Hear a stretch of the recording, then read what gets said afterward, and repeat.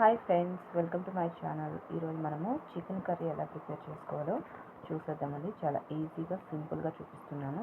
దానికోసం ముందుగా స్టవ్ మీద పెనం పెట్టుకొని ఒక 2 టేబుల్ స్పూన్స్ వరకు ఆయిల్ యాడ్ చేసుకోండి. ఆయిల్ హీట్ ఎక్కిన తర్వాత చెక్క, లవంగాలు, బిర్యానీ ఆకు ఒకటి యాడ్ చేసి, అలాగే ఆనియన్స్, పచ్చిమిర్చి కూడా యాడ్ చేసి ఇవంతా బాగా ఫ్రై అయ్యేంత వరకు ఫ్రై చేసుకున్నాను.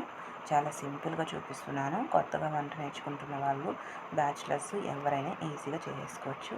ఇవంతా ఈ విధంగా బాగా ఫ్రై అయిపోయిన తర్వాత ఇక్కడ నేను 1 కేజీ చికెన్ తీసుకున్నానండి. బర్నింగ్ ఈ చికెన్ని కూడా ఇందులో యాడ్ చేసుకున్నాను.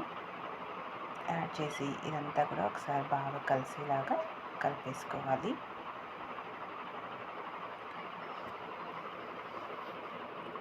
ఈ విధంగా మొత్తం కూడా బాగా కలిసేలాగా కలిపేసుకున్నాము. చాలా టేస్టీగా కూడా ఉంటుంది, చాలా సింపుల్గా కూడా అయిపోతుందండి. ఈ విధంగా మొత్తం కలిసేలాగా ఒకసారి కలిపేసుకొని ఇందులోకి కొద్దిగా పసుపుని యాడ్ చేసుకున్నాం. అలాగే రుచికి సరిపడా చూసుకొని సాల్ట్ని లేదా రాళ్ళుప్పుని యాడ్ చేసుకోండి. యాడ్ చేసి ఇదంతా బాగా మిక్స్ అయ్యేలాగా ఒకసారి మిక్స్ చేసుకున్నాము.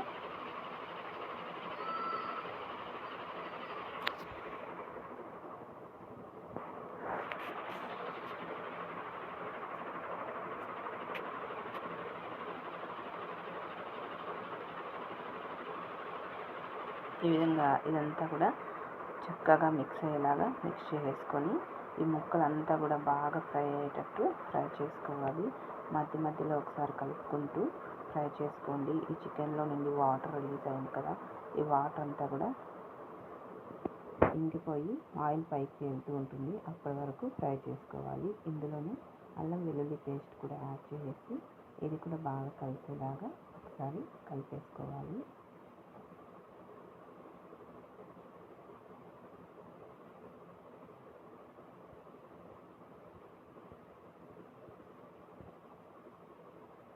ఈ విధంగా మొత్తం కూడా బాగా కలిపేసుకొని ఆయిల్ పైకి వెళ్తూ ఉండేంత వరకు కుక్ చేసుకుందాం. ఇక్కడ చూసారు కదా, ఆయిల్ పైకి వెళ్తూ ఉంది.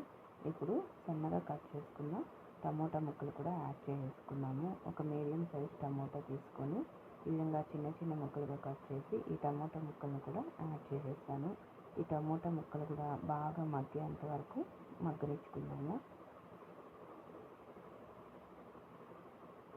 మధ్య మధ్యలో కలుపుకుంటూ ముక్కలంతా బాగా మగ్గిపోవాలి. అప్పటి వరకు మగ్గనిచ్చుకుందాం.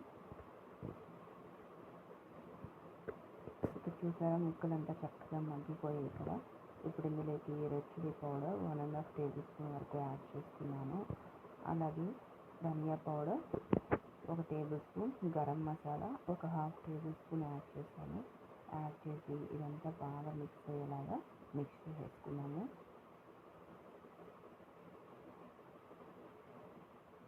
టేస్ట్ అయితే చాలా బాగుంటుందండి. ఈ విధంగా మొత్తం మిక్స్ అయ్యేలాగా మిక్స్ చేసుకొని ఇందులోకి వాటర్ని యాడ్ చేసుకున్నాం. గ్రేవీ ఎంత కావాలో చూసుకొని దానికి సరిపడా వాటర్ని యాడ్ చేసుకోండి.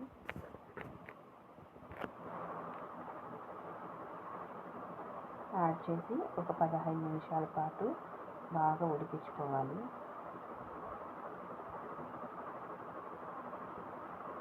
మధ్య మధ్యలో కలుపుకుంటూ ఒక 15 నిమిషాల పాటు బాగా ఉడికించుకున్నాము. ఇలా ప్రిపేర్ చేసుకున్న ఈ కర్రీని రాగి సంగటి, రైస్, రోటీ, చపాతీ, పూరి, దోశ, ఇడ్లీ అన్నింటిలోకి కూడా చాలా బాగుంటుందండి. మీరు కూడా తప్పకుండా ట్రై చేయండి. ఒక 15 నిమిషాల తర్వాత చూసారా, బాగా కుక్ అయిపోయింది. మీకు ఇంకా దగ్గరకు కావాలంటే మరి కాసేపు ఉడికించుకోండి. Okay friends, bye.